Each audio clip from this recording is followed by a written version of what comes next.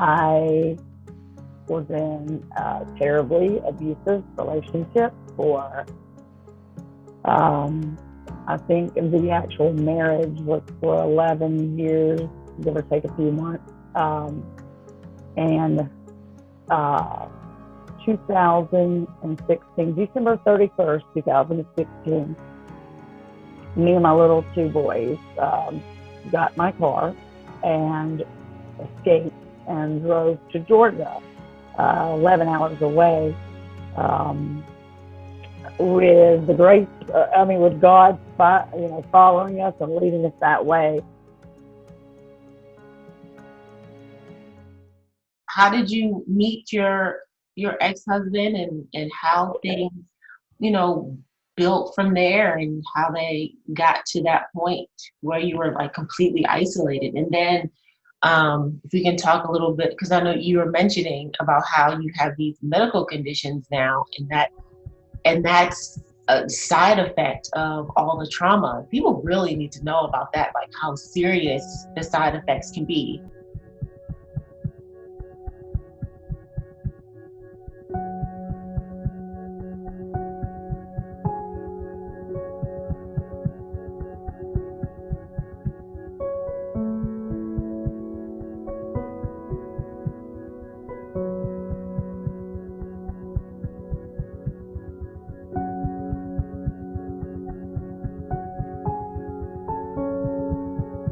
Not only are you going to lose your fingers, your toes, your hands, your feet, and it's going to keep going, but the diseases I have, they're not just limb threatening, they're life threatening. And like cancer, you can cure to an effect or put it in remission. There's no cure for the illnesses I have.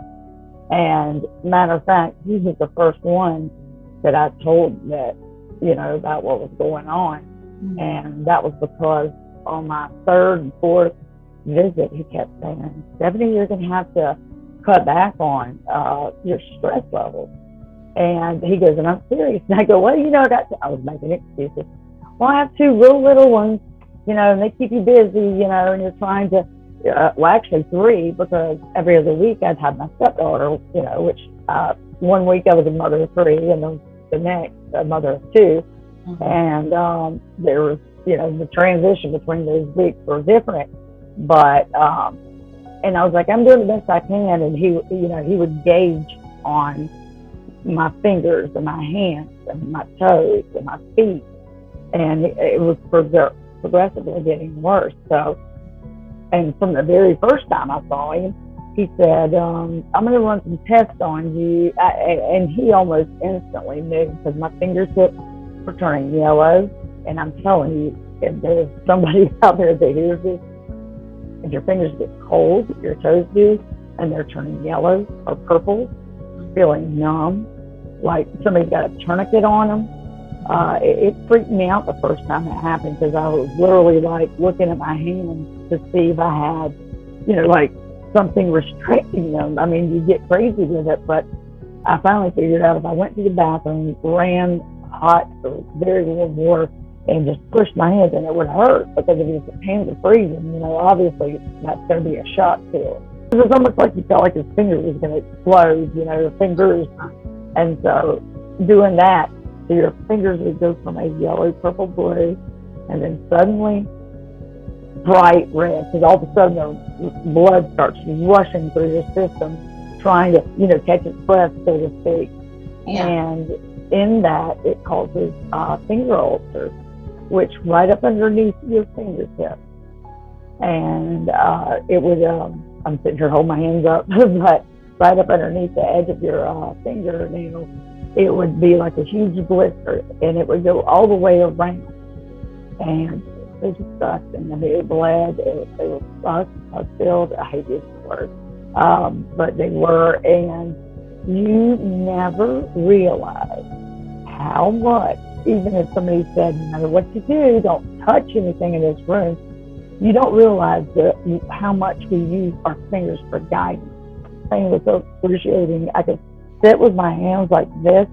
I could feel the ceiling fan or the air vent blowing. It's live, open oh my gosh, nerve endings. And so when he wrote up my paperwork, he in the Mayo Clinic said it was one of the worst pain manifestations, I can't say that word that well, that you can have as far as pain related. And I had it going on my fingers and my feet. So while fighting this and trying to keep everybody safe, and my baby safe, my pain level was so high up, that I would just I'd push it down into my gut. And once we did that jump to leave, that's what fueled me, to be able to go and do for my kids. And I did it with a smile on my face. They've already been through enough trauma. And I think there are now 6 of them that I have. And they're all autoimmune illnesses. And that in itself is horrible. So what are they? Their autoimmune illnesses? Well, when the doctor said, he runs a blood test on you, and after I told him about my fingers, just had started doing that, he said, he acted like he didn't know what it was. When I came in, he said, I need you to get your husband in here. This was, before anything had been said. And I said, why? And he goes, this is something he hears well. And I'm thinking, oh my God, this must be bad. And so I had to contact him, and he was at work. And so he put him on speakerphone. The doctor said, listen, I had the results of the blood work, and I just need you to be hearing this because it's going to affect y'all, your life, and blah, blah, blah. And so, of course, my anxiety's going crazier. He said, I'd already had several medical conditions leading up to, but he said, okay, first off, you have rheumatoid arthritis. Okay, and I was thinking, well, that's, people have that. That's manageable. He says, but you also have Scleroderma. Okay. Scleroderma, and all these, if you can spell any of these things that I have, you are a scholar. Because I'm telling you to this day, every nurse and doctor that goes to write up, and I have to spell it for them. But Scleroderma, I have Raynaud phenomenon. That's the thing with the fingertips and the toes, your extremities, that affects the blood flow, circulation. Scleroderma can start fighting against your organs, and it can go external. My whole face and my arms and my hands and my feet have been eat up with it, and then it goes away. And then the Raynaud is just the fingertips and the toes. I also have Sjogren. I also have Lupus. And there's one more. I had fibromyalgia before that, but I'm missing one more next group. The doctor did tell me, all right, come on, you can do it. Hoshimoto, that's thyroid condition. Yeah, and there's MS they think that I have, but I've got to be checked for that. Health conditions, me suppressing and doing so much fake and running and protecting for so long. If you sit there and internalize and you have no beliefs at all, and all you just want to see is your children safe. This wasn't about me, it was about my baby. If it was me, it'd be real easy. It'd be a done deal, gone, over with. Right. But because they immediately start saying, you can leave, but you're not taking my babies anywhere, my boys anywhere. And you're thinking, from that first second you hear that he is using that as a means of control from the first day he said it, all the way till today. It's still going on.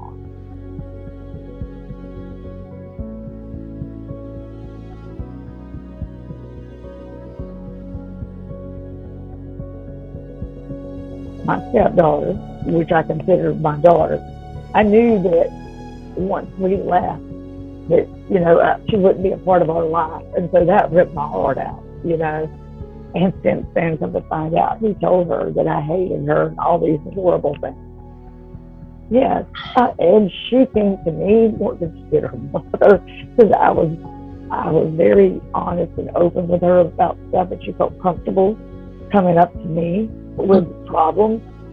And so this little girl that I just, from the time she was like 3.5, 4, came into her life, I took her on as my child. But we got married in 2006, July of 2006. And because he and his first wife took a long time to conceive his daughter, I was 36, so I was a ripe old age. And so not long not long after we were married, he was working at these long hours, so he came in and went to bed. And I get up on the laptop, and I'm having a couple of glasses of wine, I'll admit. And I was like thinking to myself, well, wow, if I even started right now, and it took 2 or 3 months, I'm going to be getting, 37, And so I started freaking out. So I literally planned the night both of my sons were conceived. It was crazy. So it wasn't his fault, evidently, or she must I really know she had trouble. But so we started out with me pregnant early on. Mm-hmm. So I got a lot of one-on-one time with his daughter, and he was still the grateful, charming, appreciative guy at that point. However, after Camden was born, I think now looking back, because anybody that goes through this, if you're experiencing any kind of brain fog, you're right on track. You should be, because if you're not, I just couldn't even imagine somebody saying, no, my memory or my mind's not been affected. It will affect your memory.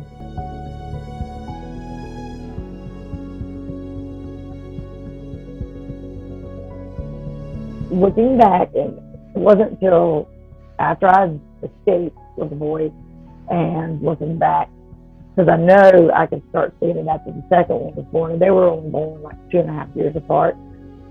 I think his big hang up was the fact that I was so into being a mom, like a mom is. And he, I think, felt like he was being cheated out of his quality time with me. Mm-hmm. Although every day when he'd come home from work, I'd have the big old country spread all laid out, I mean, I was cooking, I was cleaning the house, and I was playing with the kids. Mm-hmm. And then it got to a point where when he would come home from work, which was always late, and then I figured out he was able to control his hours.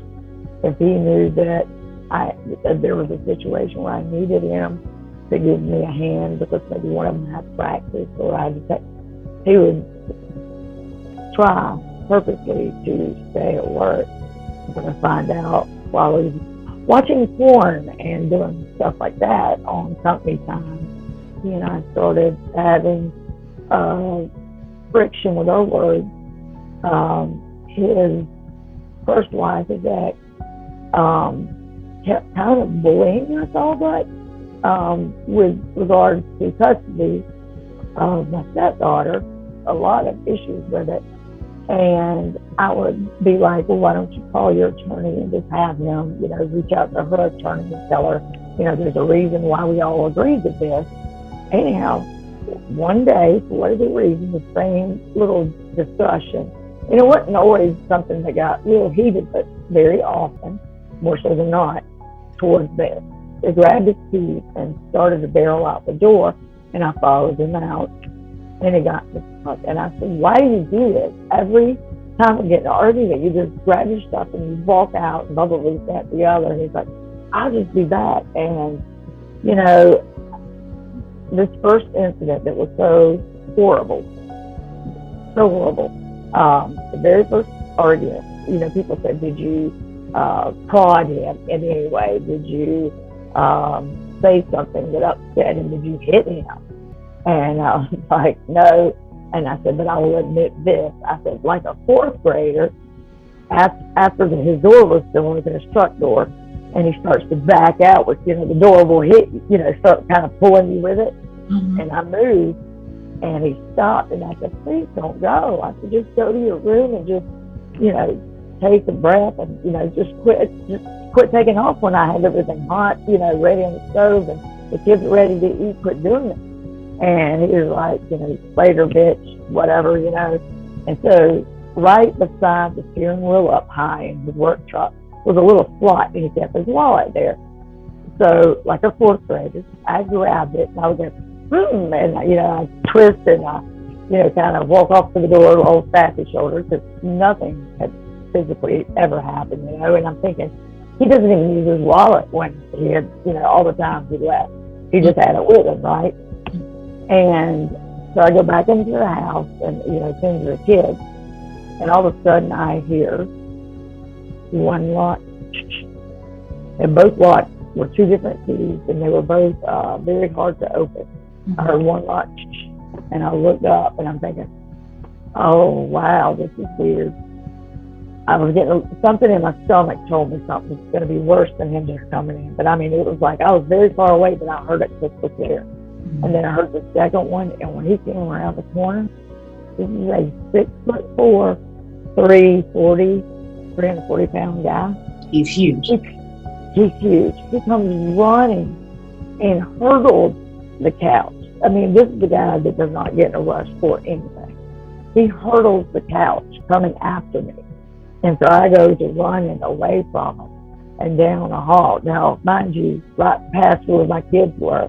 And he catches my hair stand up, but it's very long, and he pulled me and swung me back and forth, you know, dragging me up the hall to drag me back into the living room where the boys were, and just started to beat me. Now, normally, you know, I've had people, of course, say, well, why didn't you fight back? Why didn't you do this? I'm one that I'm not physically normally scared of anyone, but when your children are around, it's another game. You're constantly thinking of their mind, their health, what they're witnessing. And so, like I told you before, I figured if I do like how they say to do in rape, if I don't fight or mouth or say anything, it'll end. I think that made me more angry. Because he wasn't getting the response that he wanted. Right. And he literally had me, speaking of long hair, he had one foot on my hair, a handful of hair up with his left hand, so that he could just sit there and pound. My neck was like in a 3, you know, full axis type thing. And so, of course, my neck gets all jacked up. But it was horrible, and he was kicking me and stomping on me, and this just all went on. And while he was punching me, which was towards the end, he had to stop and catch his breath. He still has his foot, you know. And I'm thinking, okay, he's probably fixing to kill me. The children, the boys are right there screaming bloody murder. I mean, you would think that in itself would stop anybody, even a stranger attacking me. Yeah. He was catching his breath, and I turned, you know, just barely looked up, and I said, please, I said, listen to the boys, please stop. And he, as soon as he caught his breath, he just started doing it all over again, stomping, kicking. My end result was, he finally, after, I guess, losing his breath the second time, stopped and just calmly walked out the door and took off and left. And so, you know, I crawled across the floor, you know, like a foot two, as my babies are running towards me, and I just hold them. And I go, Mama's okay, Mama's okay. I was like, baby, you know, y'all are okay. And they're both just clinging to me. I mean, because that was all but like them witnessing almost their mother being murdered, because I very well could have been. I had both eyes black. Both of my eyes were bleeding. My nose was broken. Both nostrils had, I'm thinking what my kids saw after I finally got them look.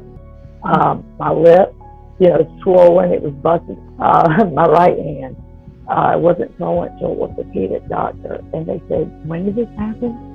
And I said, the date, it was, you know, June 2011, this was July. And they said, how have you been getting around? How have you been? I said, well, it shocked you if I told you I've been caring for, you know, like a 1.5-year-old, a 3.5. and my stepdaughter wasn't there that particular week. And he tended to, anytime he acted up, she was not with us. It would always be the week that she was with her mother, because he would not do that. His relationship with her was more, worshiping her type. I didn't have any problems with that. I think you should be very affectionate, loving to your children. I think you should do it equally. But I think there were some other issues involved, and I think that's something I'm about to embark on, opening those avenues, as I found even more evidence to my miles of evidence. When he finished beating me, when he took off, I called one of my friends, and this is a friend that had lived in Georgia and moved to Louisiana. So I knew her, and she was like a subdivision over, and called her. She and her husband come rolling over there, and they see the glass and everything broken, and see me, of course, and get ready to take us, to their house for us to stay. I left this part out. This is very eerie, very weird. But my son, Camden, my oldest son, he was 4 years old when his dad left, and I told you that we were all hugging and just embracing one another, and I was just trying to, hold him tight. When the phone started ringing, the house phone, and yes, I had a house phone, and there was a particular ringtone that I had. It was the Beethoven thing, and when it started to ring, and that 4-year-old, my oldest, heard it, he did like you would see a Roy wrestling, like chest out, he goes, ah! Like, I was like, who is this little kid? It was like the Hulk, and his arms bowed back, and he was storming down the hallway, the same one I was drugged up, and goes into his room, and I hear stuff slamming, and I'm thinking, what in the world? He grabs his Georgia duffel bag, and he opens it up, and he packs his clothes, and he packs his brother's clothes, grabs me a bag, and he goes, come on, Mom, grabs me by the arm, we're going home to Georgia. 4 years old. 4 years old. Yes, ma'am. That is crazy, but he knew in Georgia that we were always going to be safe and sound here, because I'm from here, like both sides of my family, been from here since way before the Civil War. I mean, we've been here for a long time, and he knew that over there, somebody could spot my car coming across the state line, and friends and families would be at my parents' house before we would get there. Oh, and for you. Yes, for me and the babies, so they felt like rock stars, in Louisiana. They just felt like I did. We were just there to take whatever we're supposed to take, because we're told we can't move. We can't get away from the situation. So we're dealing with it over here. But anytime we would go home, they felt so loved and so safe and so happy. But he was going to take, he was going to rescue his mama and pack her up in that car, and then we were going to leave. But yeah, we went over to my friend's house, and I noticed where he had started calling. And this is probably when my phobia of phones started, because I didn't want to hear my phone ring. Beyond watching my child do that at the house phone, and then him calling my cell phone, leaving the remorseful, I know, I'm calling to check on you and the boys. I'm really, really worried about y'all. I'm so sorry that this happened. I don't know if we can, work things out. I hope so. I would like to try. Things just got out of control, and anyhow, please give me a call and let me know that y'all are okay, sounding very sincere. And of course, at that point, I'm like, hell no, I don't want to hear from you, in my head. Right. I don't want to talk, I don't want to see you. And the whole concept of even calling the law never even entered my mind for a second, because I was so worried about being right there with my baby. And plus, when you looked at the damage that was done, at the bruises and that gobs of hair that was out of my head, I was thinking, he's never shown any physical abuse, type of activity. And I asked him, because not long after we got married, I started noticing some certain things. So I inquired and I said, how was your family life coming up? Was there anybody ugly or mean to you? No. So I was picking up on something. And I still to this day don't completely understand.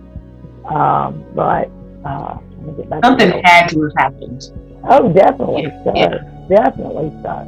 He was just playing the victim. And suddenly, when he was, like I said, he called, left that very sincere message, and then kept calling but not leaving messages. And then he left a message. 180. Stephanie, this is, if you're getting this message, if I was you, I would get concerned because I'm like 45 minutes from calling the law.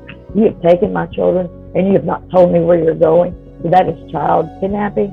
And if you do not call in 45 minutes or have them home, I will call the police department. This is when I look back hindsight and realize from what I'd done, jumping back Pulp Fiction style, when he said that, I freaked. I was like, oh my gosh, I'm going to be like an Amber Alert. I go rushing over there. And so this time he's going to flip the script. I'm just that quick. And I'm so street smart, but when you are around a narcissistic, psychopath type of person that just sits there and picks you apart, slowly on each side, kind of like Jenga, these different blocks coming out. You don't know where they're coming from, so you don't see it. Anybody would have normally, like if I would have been with a friend and they heard that and they were trying to rush, I would have sat them down and go, are you crazy? Do you realize that a police officer saw you right now? In your condition, they would be put under the jail.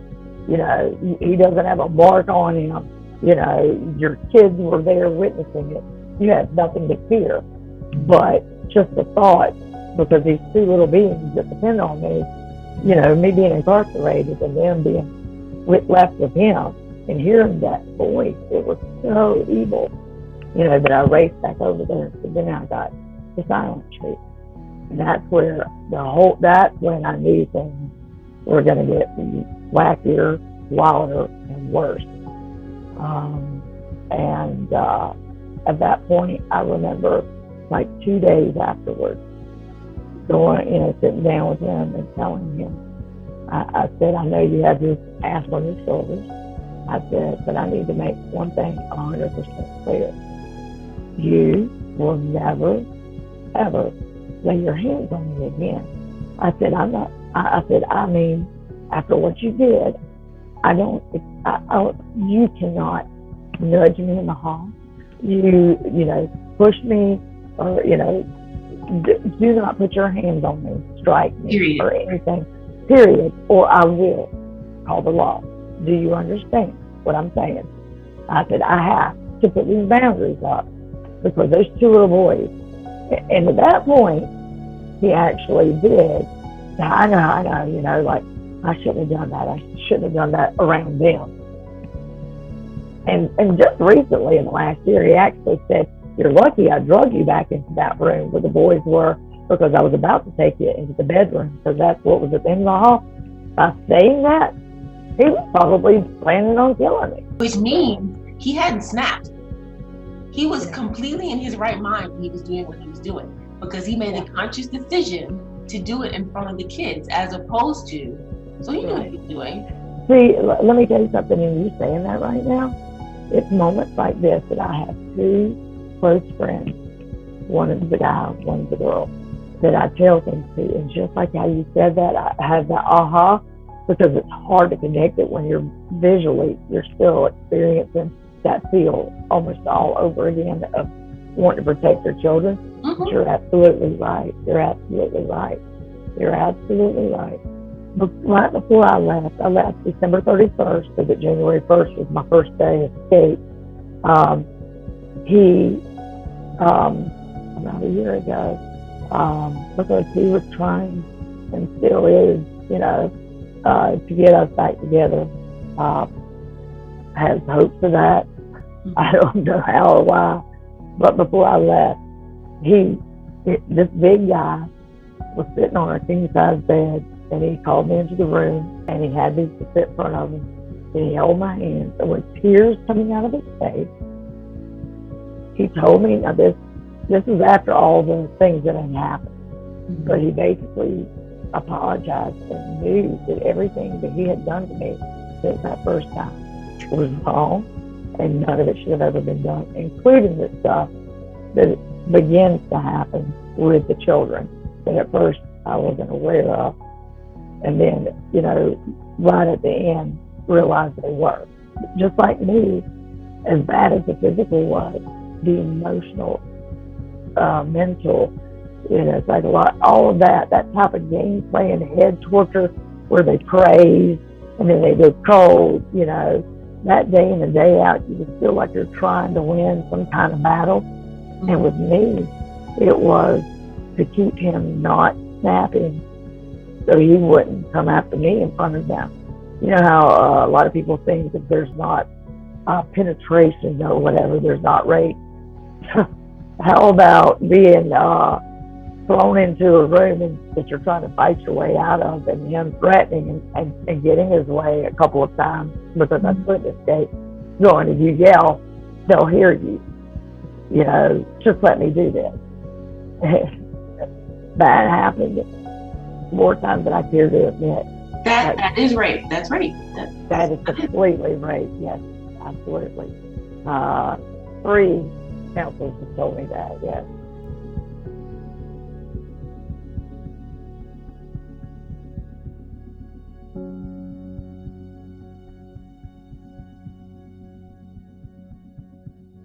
So basically, flying monkeys are, you can pretty much be sure that everyone that's around a narcissistic personality disorder, sociopath, anyone that is around this person who is a friend is pretty much a flying monkey. And a flying monkey is someone that knows how that person is, and they perpetuate the abuse. They stay in the presence of this person because they know that this person has dirt on them, and he or she will stand up for him if they ever get in trouble.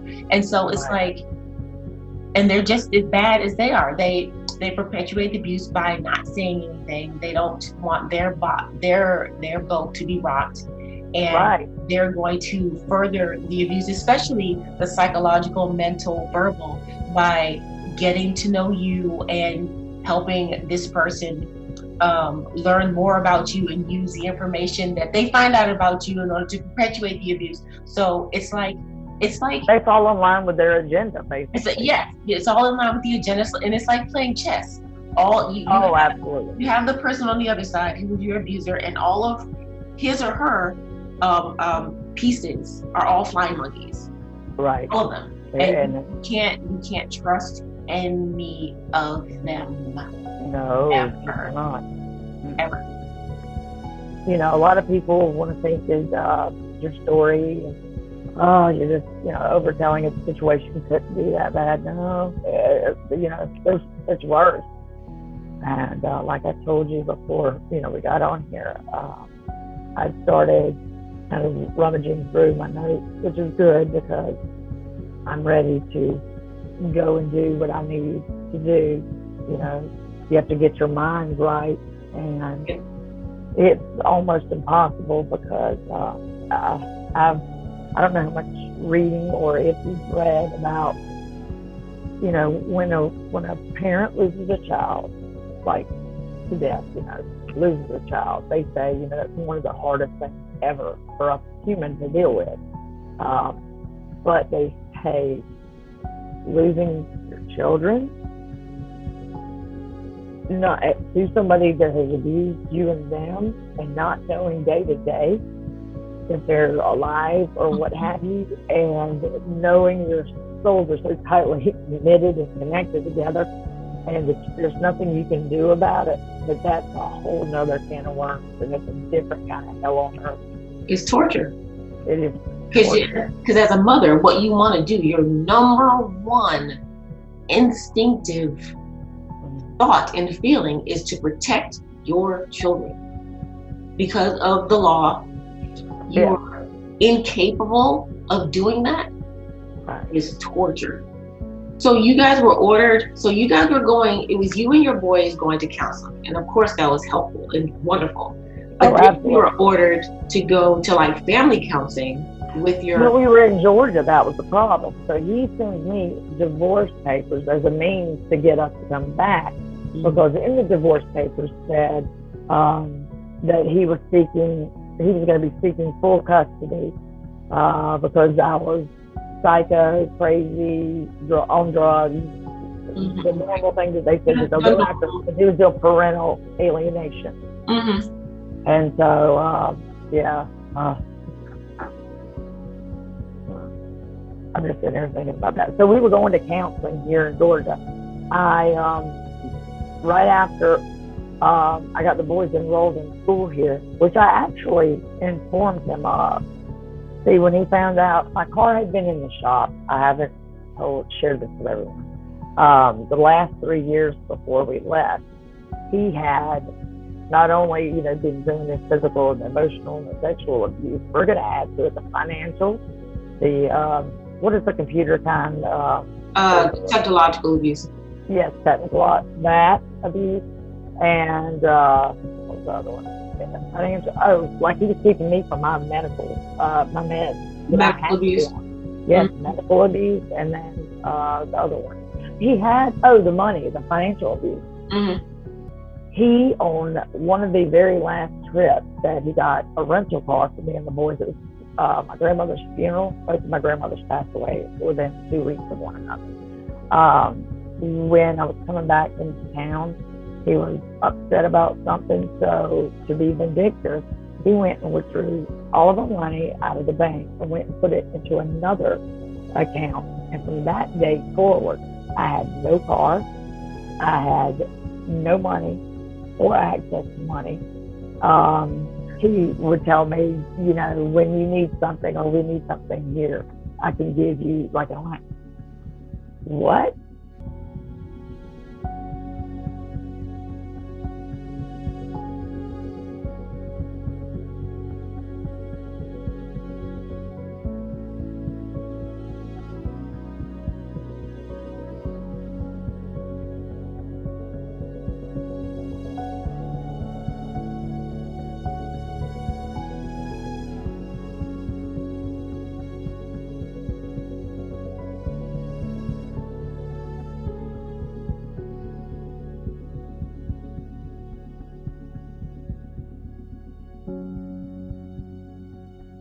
Money, but if I said like I need $70 or something like that at the grocery store, and then I'm sitting there absolutely panicking. I'm gonna get to the front of a line, and that my card's gonna be declined.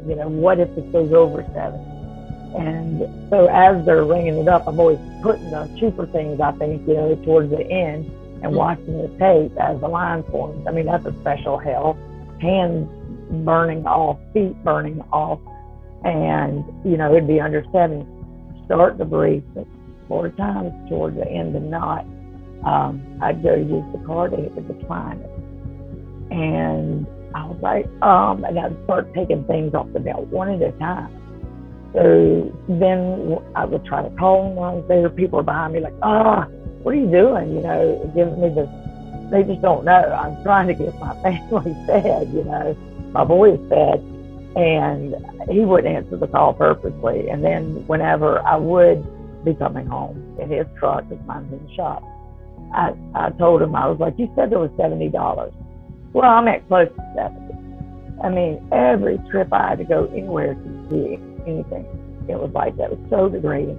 You know about lack of self-esteem, this is self-worth, completely. Like stripping you of self-worth that made you feel beneath a human, like you were not worthy enough of provide, going to the store. It's like he wanted to humiliate me every time I left. Took over the money and he started paying the bills. Our electricity would shut off, our water would shut off, this would shut off. I mean, I was constantly in fear even in my own home. When we left and headed to Georgia, my original plans were to come home and talk to my family until them all admit what had actually been going on. They didn't know any of this?